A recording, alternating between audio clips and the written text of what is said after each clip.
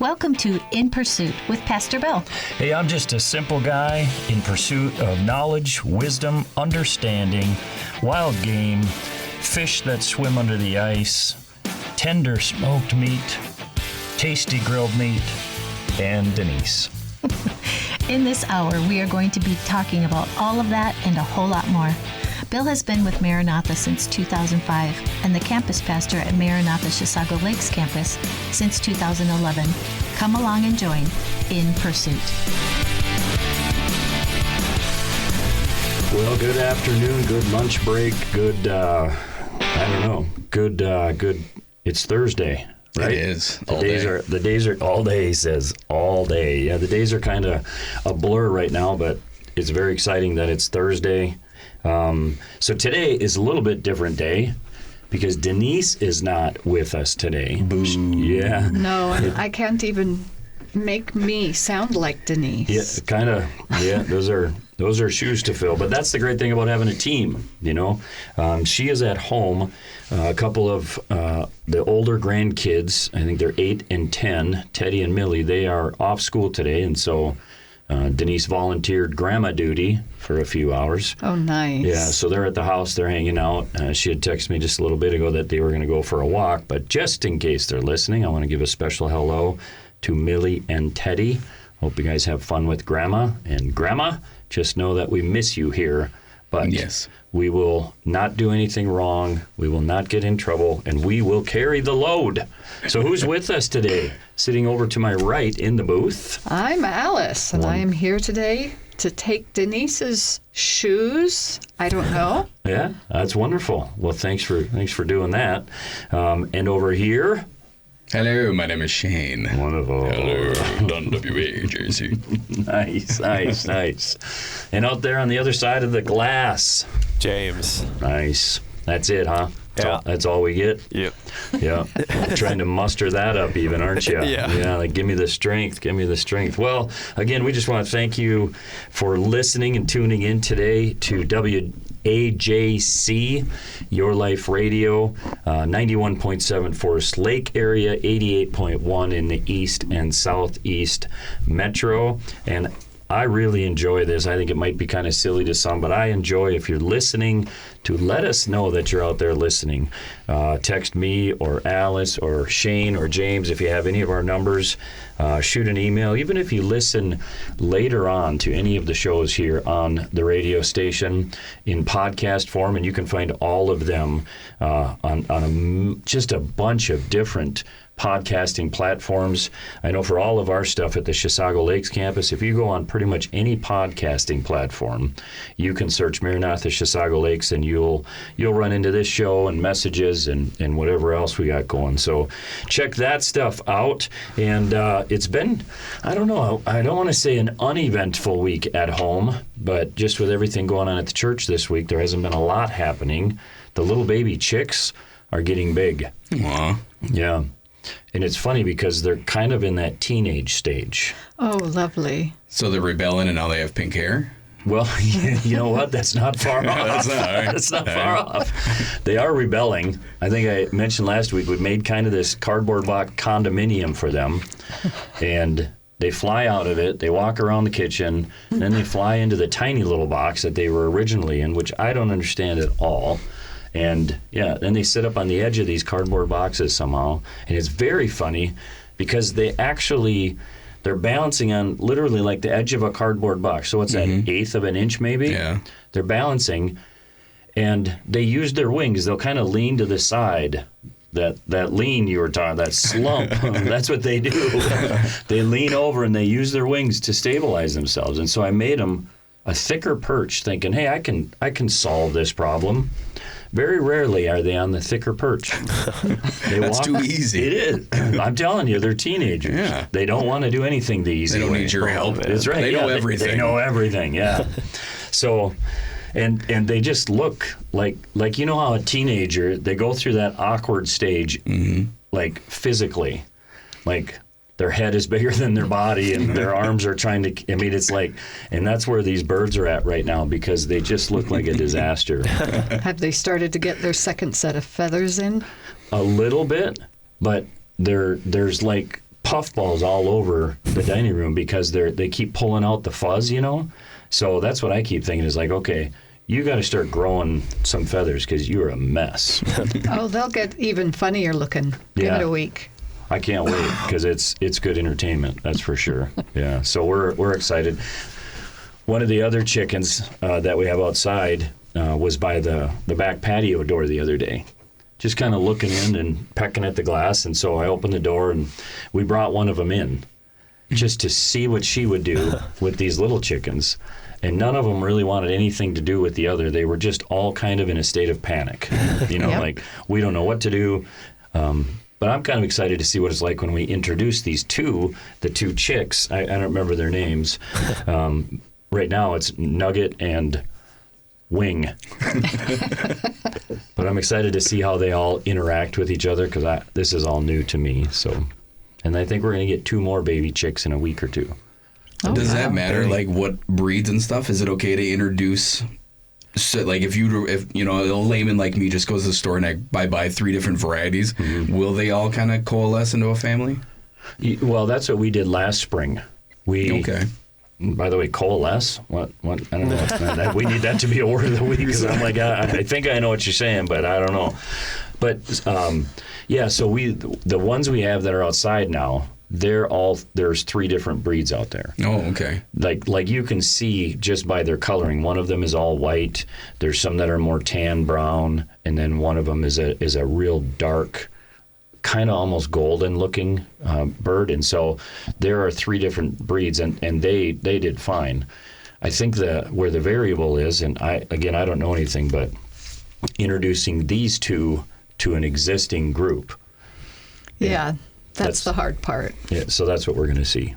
Try and figure it out. Put them in a cage and set them out there and see what the other ones do. And I don't know. We kind of have this idea. I think Denise read something or learned it when she was growing up. At night, when the other 6 are in the coop in their roost, and these are big enough, we're just going to carry these out and set them up on the roost, and the other 6 will wake up and, oh, okay. Like, yeah. So we'll see. Let me know how that goes. I will. Yeah, because we're kind of excited about it. Turkey hunting opened up yesterday. And yeah, and I haven't even bought my license yet, just because we've been busy with things. So I don't have my license, and this morning I'm getting ready to go. It's about 8:30, 9 o'clock, and I look in the backyard and I see these hens, female turkeys, walking in the backyard, and then I look over and there's a big tom that's just strutting away in the backyard. Yeah. 10 yards from the deck. Mm-hmm. And I paused for a second, and my flesh almost took over. Like, I could just grab the shotgun. And then, like James said, yeah, then go buy your license later. Nope, I didn't do that. I wouldn't do that. But I got to be honest and say the thought was in my head because it was beautiful. Long beard, and it's something else when these toms strut like that. It just makes you pause for a second. Like, man, that's a beautiful, beautiful bird. Absolutely, and he just kind of he fans out his tail and he kind of rotates it, almost like you picture a satellite dish rotating, and I think, like, I don't know anything, so this might sound dumb, but I think that's how they kind of guide and direct these hens, because you can see that he's kind of herding and protecting these hens that he's with. Yeah, it's really, I'm telling you, it's the more I learn about this, and I've only been hunting turkeys for a few years, but it's fascinating to watch how they interact and what they do. Well, and their behaviors are also kind of like what we do. So as a human, we can call it peacocking. Yeah. So peacocking, if you do it, you actually used to do this before job interviews, is you get up completely, stand perfectly straight, reach your arms out to the sides as far as you can, and literally strut around. And it really actually helps improve your blood flow. It clears your mind. It really gets you prepared to go into that meeting. No kidding. So it's like before that happened, yeah, you literally will peacock, and you will start to feel differently. So Bill is now peacocking around the room. Denise would have loved that. She would have loved that. Hey, I want to give a special hello to the Forest Lake bunch enjoying lunch and listening. Thank you guys again so much for doing that. Let's see. Megan is listening. The Erky girls are here again. Cindy Noble is listening. Thank you very much. And Millie and Teddy are listening, and Denise. So that's awesome. Hope you guys are having a great time enjoying the beautiful day and all the little chickens. And they reminded me that our little chicks' names are Buckbeak and Princess. Oh. Two of the grandkids named them Buckbeak and Princess. Wow. So there you go. Yeah. So yeah, it's been interesting. I am kind of excited to get past some of the stuff happening around church and spend some time in the woods. I heard Tom, I think it might have been, was it Sunday morning before we left for church early? Maybe Saturday morning, but I heard a Tom in the woods kind of the south of us gobbling away. And it's just it's just such a neat sound.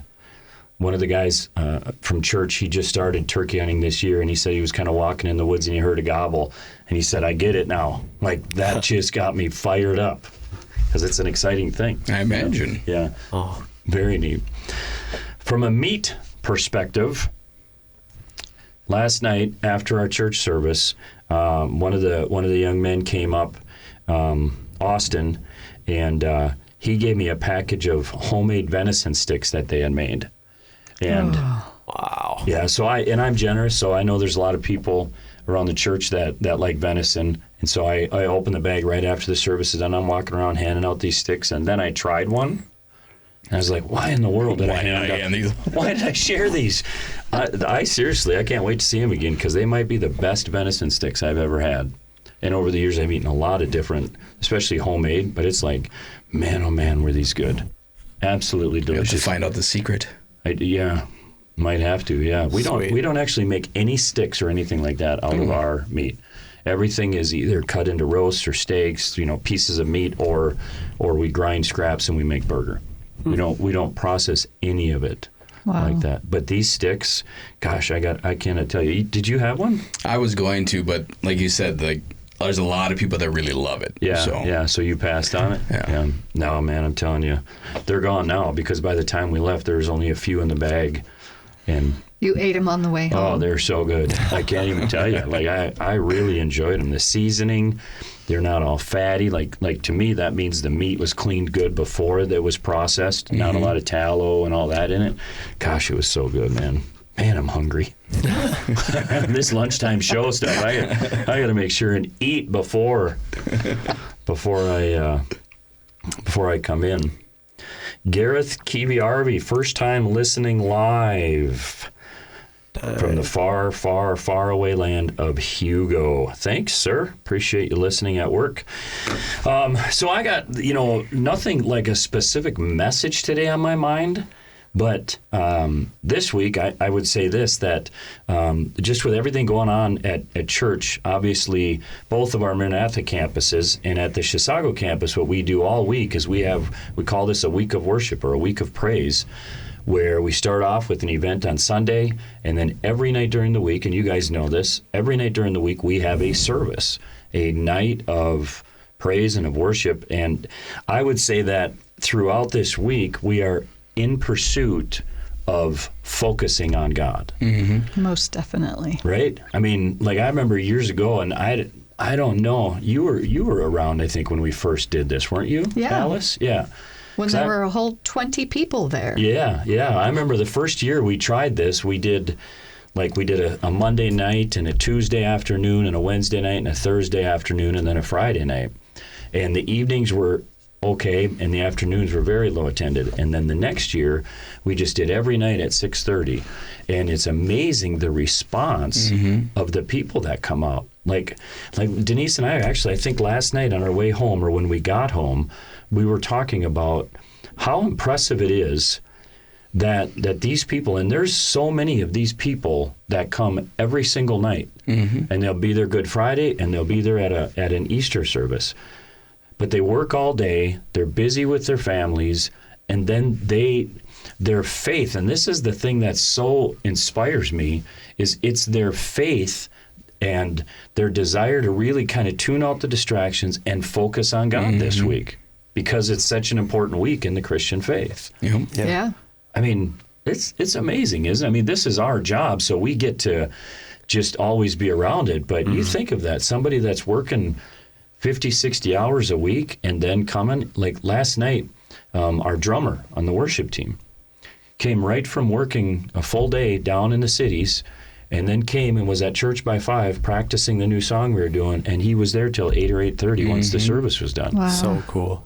Isn't that a commitment? Yeah. Absolutely. But it's also not just the adults. Finley, a son of my friend's, he was very upset that they couldn't come every night this week. Really? Wow. Yeah. And is he like 8 or 10 or something like that? I'm going to say I'd somewhere in there. 10-ish, I would say, yeah. Yeah, that's neat, isn't it? Yeah, he wanted to be here every night. Yeah. Man. And he's engaged. I mean, it's not like he's a kid that's laying across the chairs falling asleep. Yeah, it's amazing. Well, and then you think of this. So then we also have on top of it all of the volunteers that make this happen. Yeah. So Pastor Cindy Noble, who is listening, so she's our children's pastor. So it's her job, and she's obviously this week going way above and beyond every day in the planning and all that, right? But then you have volunteers, because we have our nursery that's available, we have the kids' church that's available. So now you have the commitment of these volunteers, adults, like they're not in the adult service experiencing everything. They're working with people's kids so that the parents can be in and involved in the service. Yeah, it's nuts. Isn't that cool? It's very cool. I mean, it's like, man, it's impressive to me. It is. It Yeah. is, yeah. It's like, man, like this is our job. If I start complaining, smack Yeah, me, right. Oh, would yeah. ya? Oh, yeah. Yeah, Shane's like, I will I'm at it. happily. No, got you. I got you. There's a little too much joy in your face right now. I'll try and tone it down. Yeah. Complaining about anything at all? No, not. Oh, the door is swung wide anything. open. Yeah, man, that's what happens when Denise is in here to protect me. But it's really true. I mean, it's just one of those very, very impressive things that sometimes I know I can overlook. But gosh, everything that's happening, it wouldn't be happening without these type of people that really sacrifice and give. You know. Yeah. I was just encouraging Cindy a little bit this morning and trying to just say, man, I appreciate so much what you're doing. All of these kids workers, especially, I think, kind of the unsung heroes of these types of events. Seriously. Where it's hours of, like, they're with kids for an hour and a half. At the end of the day, they've worked. The kids are probably getting tired, and they're in there playing with them, teaching them. Yeah, I was just going to say, there's very clear joy Yeah. in them when they're doing it. Yeah, It's crazy. like that's an amazing heart, Yeah. isn't it? Yeah. Yeah. That servant heart. And again, I look at, because when I was talking to Cindy, I was thinking, looking out and picturing all of these parents of these young kids who are really in pursuit of focusing on God this week, because they've been there every night so far. These like 5-6 families, and they get to experience that because of those workers. And I just think it's just such an amazing thing. Well, it's a cool sneak peek to really understand what goes into a service, because it's, maybe somebody's perspective is you just go to church, you don't even think anything of it. But yeah, when you're thinking of all these volunteers that are coming, I mean, it gives you that big overall view. Yeah. Of everything it takes. Yeah. And that's what it, like, to minister to people, it's never just one person. It is it's a team, but then beyond that, it's a team. And then it's another layer, and it's just a beautiful, beautiful thing. So yeah, this week, and really this second segment, once we get to that, what we're going to be talking about is how encouraged I am and how impressive it is to see how like the body being together. Yes. And what that does to us, all of us, that continuation. Yeah, no matter how tired I am when that service starts and you feel everybody there just worshiping God, Yeah. I'm like, I'm not tired anymore. Yeah. Right. Yep, it's amazing. Yeah. And how different for and I can't put my finger on it, but even how different it is than a weekend service. Because the passion, and we, like, our sanctuary, it's been packed every night so far this week. To the Yeah. brim. Yeah. Monday, Tuesday, Wednesday night, it's just been full. And so you have that space of, 125, 130, 140 people in that space. And it's like thunderous once everybody's getting going and getting excited about things, Yes. And it's when good. 4 services become one, because it's been great to see people from the 8, the 9:30, the 11, the Saturday. It's like, it's fantastic to see them all come together. Yeah, absolutely. And connect, and people inviting. That's the other thing is we're just worshiping God. I mean, we just start, and sometimes we're getting so antsy. It's like, okay, I've waited all I can wait now, and it's 20 after 6, and we're just gonna go. We're gonna start singing, and we just worship, and it's passionate, it's loud, it's exciting, and what's very cool is the number of people that don't even attend our church that come to this. Yeah. Like people inviting people, and this is what a great thing for somebody that's a fringe believer or even a non-believer to see the genuine passion and excitement that people have for the Lord. I honestly think that draws people in. Absolutely. Well, yeah. Do you know what I mean? They see that, hey, this is real. This isn't just sitting through and suffering through. Like, I'm excited to be here, and I want to turn all of my focus on the Lord this week. I don't know anybody that says, no, thank you, I have enough joy in my life right now. I'm good. Yeah. No, I'm good. Yeah, I hear you. Yeah, for sure. Because if they did, that'd be complaining, and then you would smack them. And then, absolutely. Yeah. Wow. Yeah.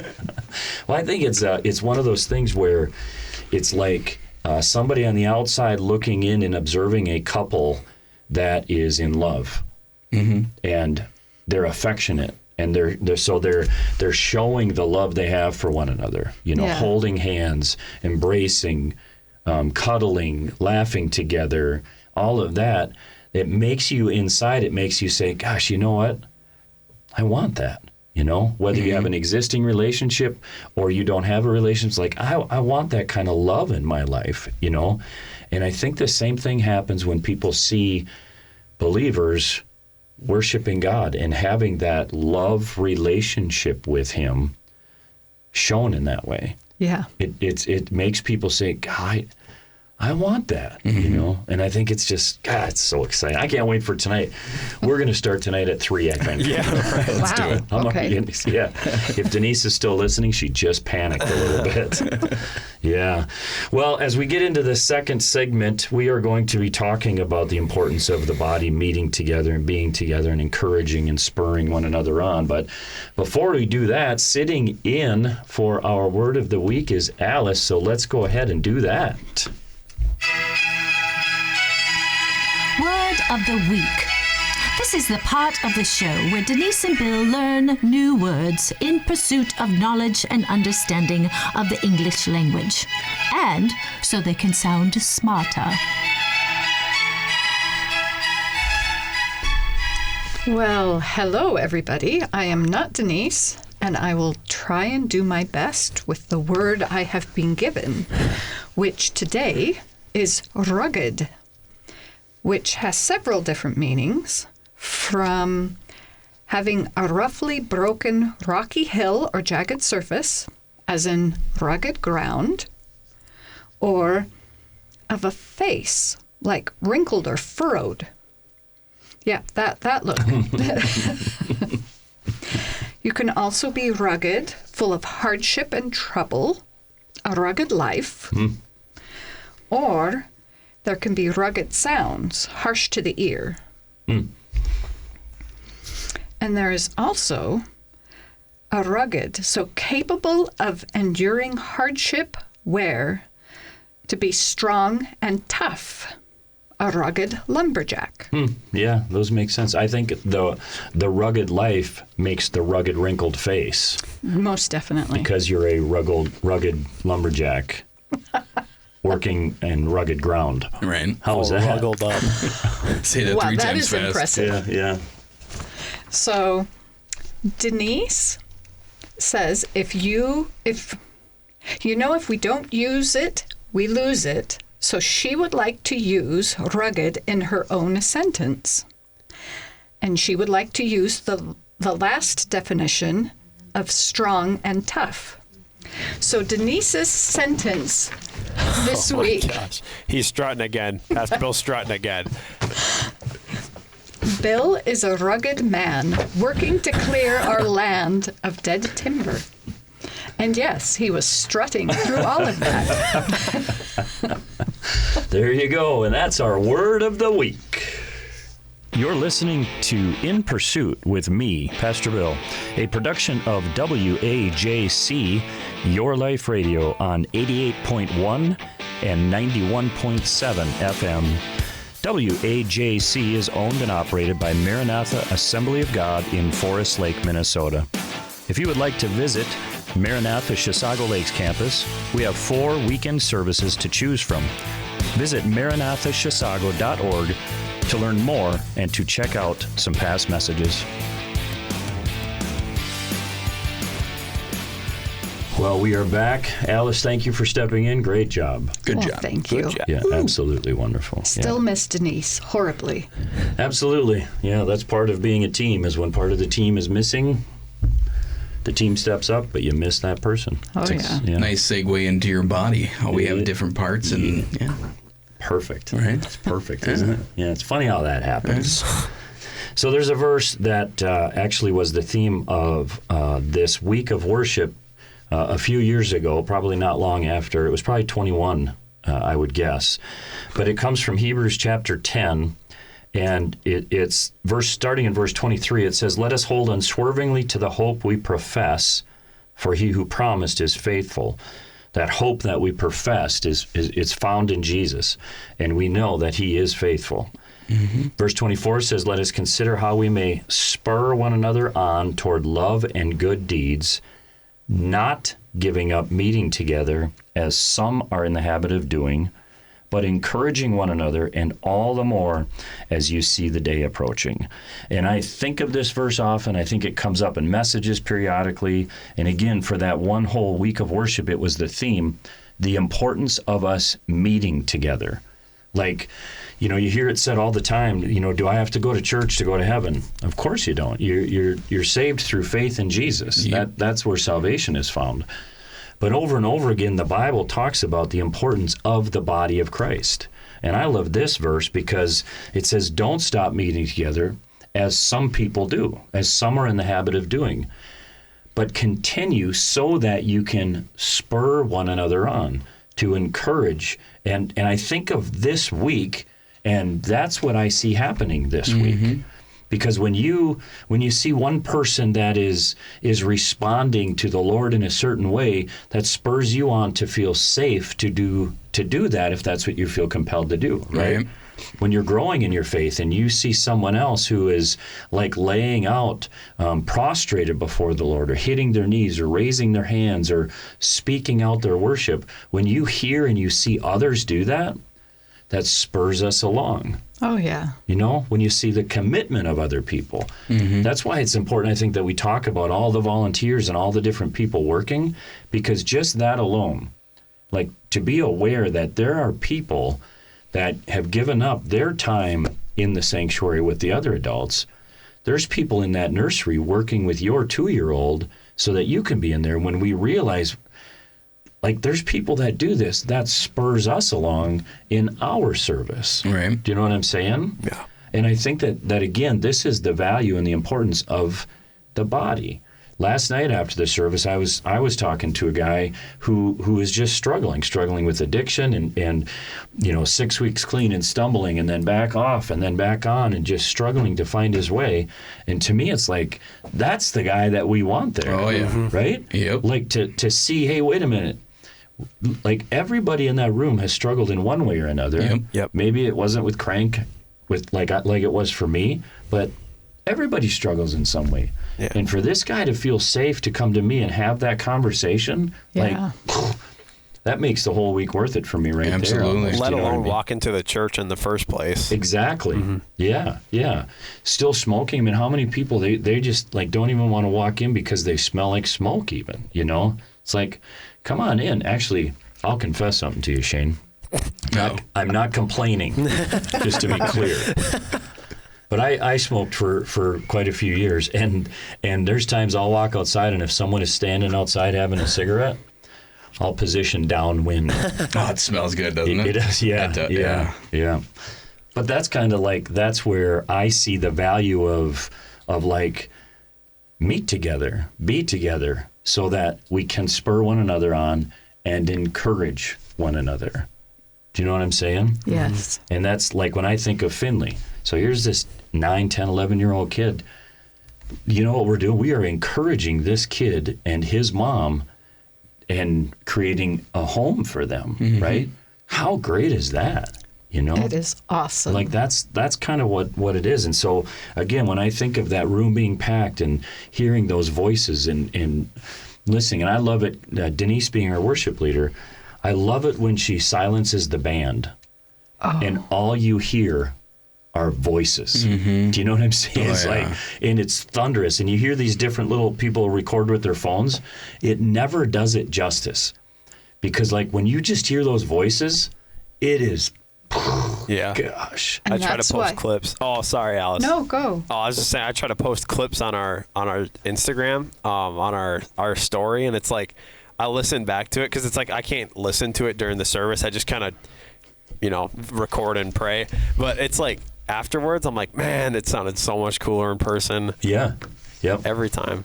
Well, that is why I love to sit in the front, because you still get the full feel of all those voices hitting you. Yeah.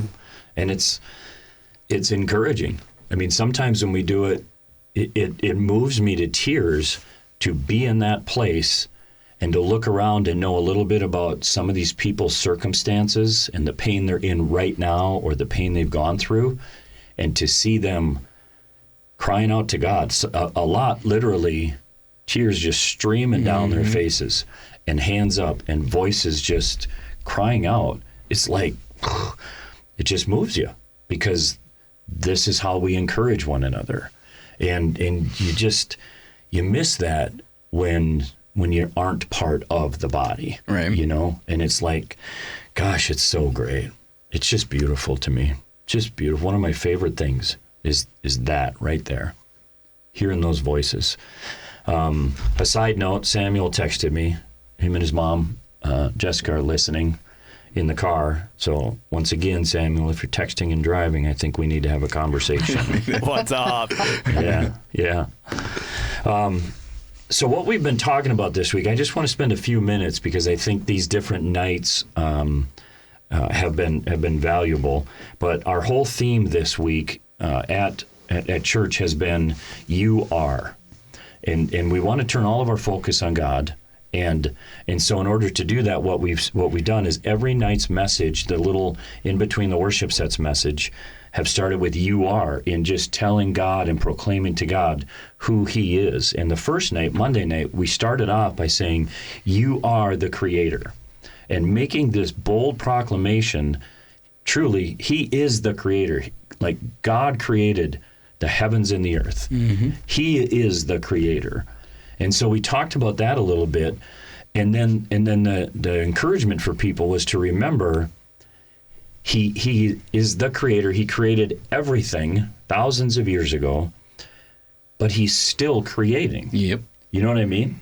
He's still making things new. I mean, I even look at just the four of us sitting in here and the stories and the testimonies of what He's done in our lives to take what we've brought and look what He's made. I mean, it's kind of crazy when you look around and think about it, isn't it? Just crazy. Well, it's just another just beautiful thing about God is to just see the people that He uses. Especially when you know their backstories. Yeah. And you're just like, that just makes it more powerful for what they're doing. Yeah. Oh, 100%. Yeah. Yeah. We the illustration that night, we dumped a can of garbage out on the platform. And then out of the garbage, and that symbolized what we bring to God. Like, God, I don't have anything to bring, but what I have, I will give to you. My brokenness, my pain, my mistakes, what on the outside or what the world would define as just a whole bunch of garbage or trash. But when we're willing to just lay it all out to Him, He can dig through, and He helps us weed out what we don't want, and He helps us pull out what we can use. And then we took out little pieces of wood from in the trash, and we made this, I don't even know how you would describe it. A very cool abstract gold metallic Amazing looking cross. There, that's a good way to describe it. Yeah. Just to try and show people that's out of that he can make it. And I look at that and it's like, our role is just simply, are we willing to just bring it to him and say, do what you will with it? Because if we do that, it's just amazing what he can do. Yeah, to me, it was very powerful to me because I always thought it was something God was going to give me, not something he was going to take from the wreck of my life. That's a good way to say use. it. Yeah, that's a good way to say it. Because I think that's what he does. He's amazing what he can do. And so in that time, it's amazing to see how that affects different people. And I think of this guy that I was talking to last night even. And that's my words, like just be willing to bring him your garbage, Yeah. Lay it out there before him and you'll be amazed what he'll do with it. Absolutely. Right. Well, because in your personal life, if you bring complaints to someone, you could get smacked. That's very true. But you bring your garbage and everything to God, and he's just like, I know, it's going to be okay. And like you said, he's willing to work through it with you in your time even. Yeah. He's not forcing you to do anything. He's not trying to speed you up. He's with you in that moment, in that time, for as long as you need to be in that moment. Yeah, there's nothing God can't handle hearing. Right? Yeah. Absolutely. Well, and even the stink, you imagine, you go to put the kitchen garbage bag out in the dumpster and you open the dumpster lid and it stinks, Oh, yeah. And that's one of the things, a misconception of so many, where we feel like we have to get it all together and then we'll bring God this perfectly wrapped package of all of my stuff fixed and all of my ducks in a row and my chickens in the coop and all of that, instead of, no, that's backwards. That first step should be, no, I'm going to bring my mess to him and then trust that he's going to do something beautiful with it. Yep. One thing I was disappointed in with that illustration is when you dump the trash out, there wasn't a raccoon in there. Yeah, we left that at home. Yeah. So Monday night, that's what we talked about. And then Tuesday night, we said this: God, you are the rock. And I read Psalm 18, verses 1 and 2, and in it just says, God, you are my rock, you are my refuge, you are the fortress that I run to. And there's a truth. God is the rock. God is the mighty fortress. God is the safe refuge. But the variable always is God your rock? Is he your fortress? Is he your refuge? Is he who you run to when life is hard, when the struggles are there, when the enemies are attacking from all sides? Where do you run?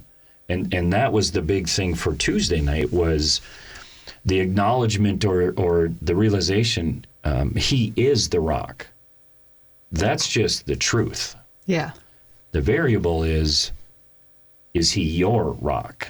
Because that's what the psalmist says. God, you are my rock, my fortress. You are my refuge. And to be encouraged, instead of running to relationships and chemicals and work and our financial situation and the political climate, all of these different things that are shaky and changeable and can cause the hurt and the disappointment, we run to God, who is an unchangeable, unshakable, unstoppable rock and fortress. What I really liked about that too is just thinking of the fact that as long as he is your foundation, he is your rock. That illustration you were using of building that wall with those boxes is that even when life gets you down and boxes and things are exploding everywhere and you feel like, things can't possibly get any worse, but you hit a ground floor. You hit that rock, you hit that foundation, which is stopping you from spiraling and going even deeper and deeper and lower because you're on that foundation now. Even though that everything else was just washed away, you're still solid because you have that foundation. Yeah. But if you don't have that, like you said, then now that spiral, you just keep going down. You're just down and down and down, and now instead of being sad, you're depressed. Yeah, exactly. Yeah. Yeah, that's a great way to put it, Shane, because it's absolutely true. Yeah, and so what he's talking about, the illustration that night was on a table we had a wall of boxes. I don't know, a couple of Amazon boxes mixed in there. Just a few. Yeah.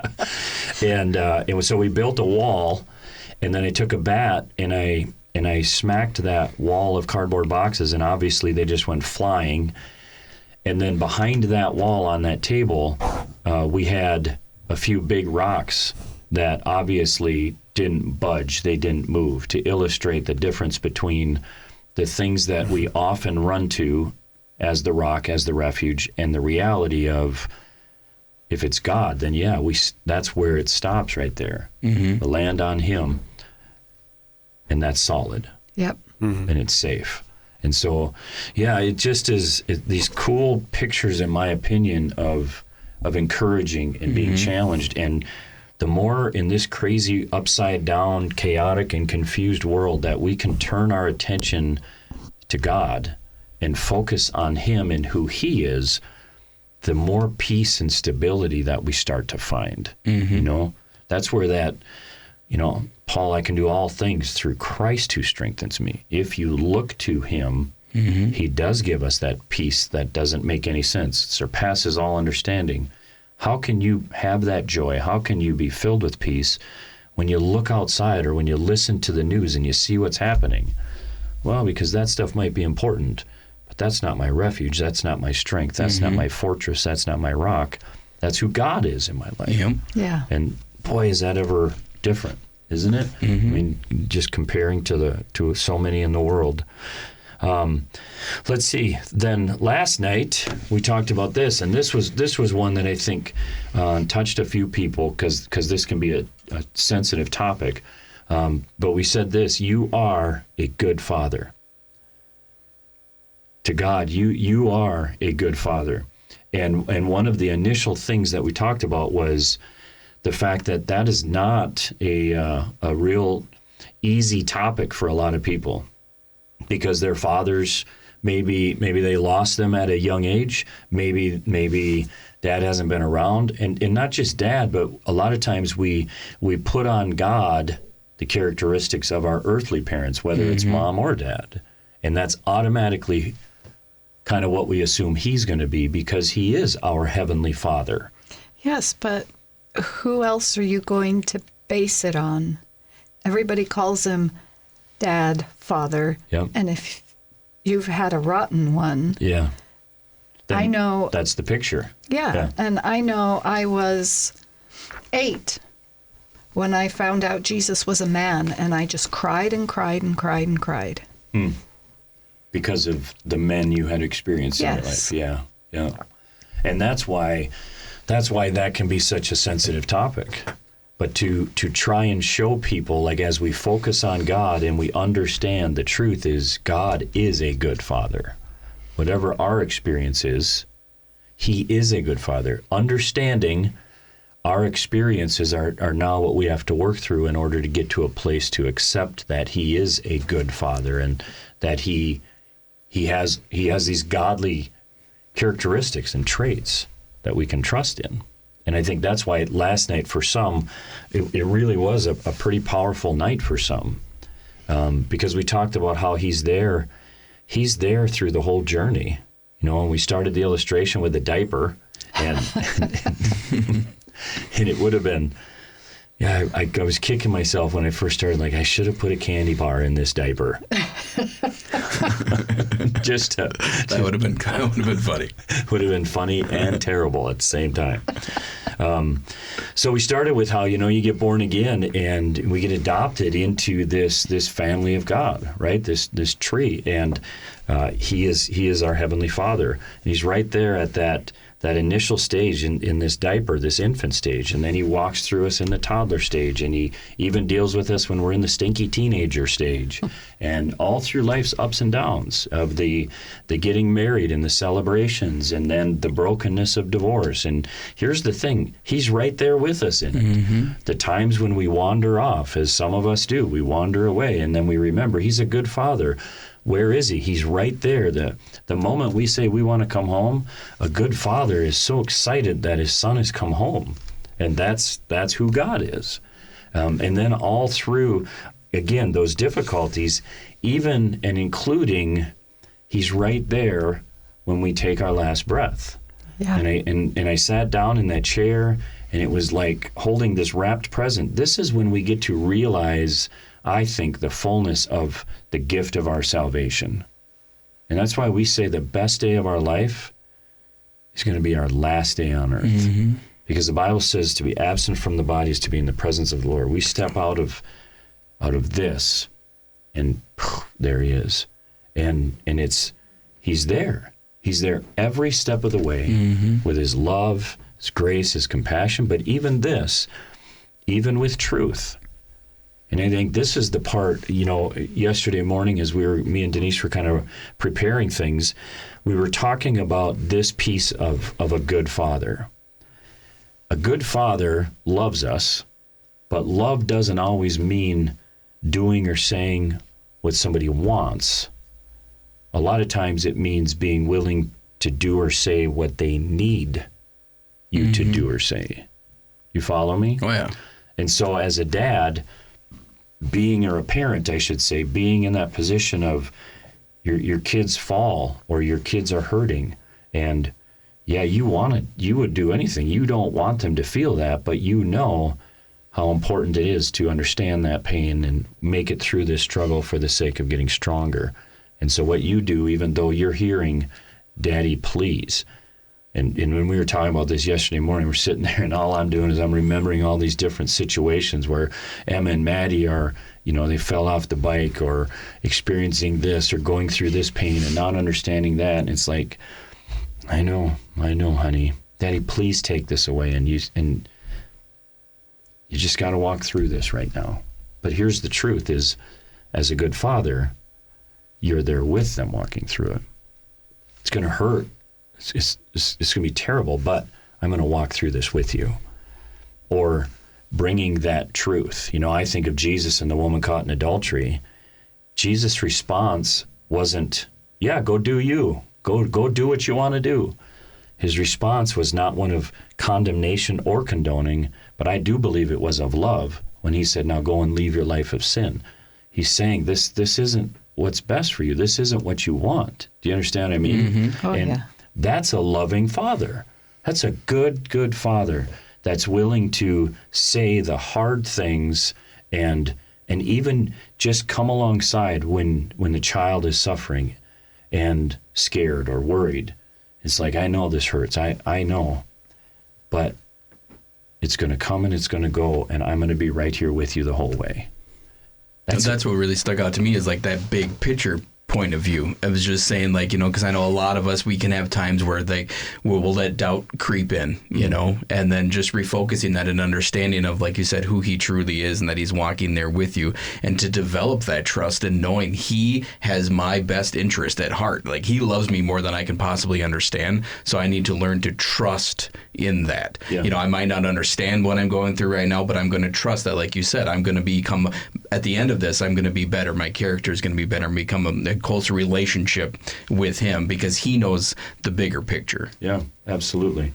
Yeah, and I think a good father wants what is best. Mm-hmm. The checkout counters at the grocery stores, they kill you. They just kill you because you go there with your kids and there's toys and there's candy and there's gums and there's all this stuff and kids are begging and you're like, I know you want this, but you don't need this, Yeah. And again, it's that finding that difference of the want and the need, and like you said, the bigger picture of this. I know you think this is going to feel good right now, and it might, but in the long run, this is not good, And so it's almost like saying, I was just telling someone this recently, going through a tough time. The pain you're feeling now is so bad, and it's so hard, and I get it.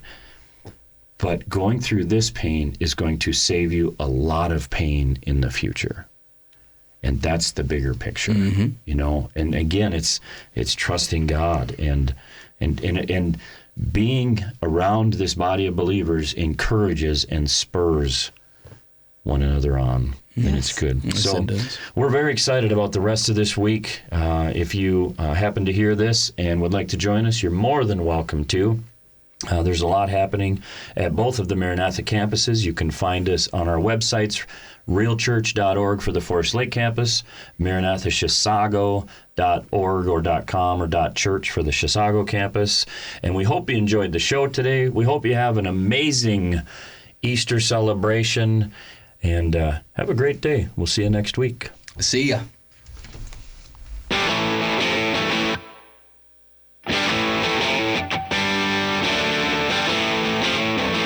Thanks for joining In Pursuit with Pastor Bill and me, Denise. We hope you will tune in next Thursday at noon as the pursuit continues. In Pursuit is a production of WAJC, Your Life Radio, on 88.1 and 91.7 FM. WAJC is owned and operated by Maranatha Assembly of God in Forest Lake, Minnesota. The opinions expressed here are not necessarily those of the owner.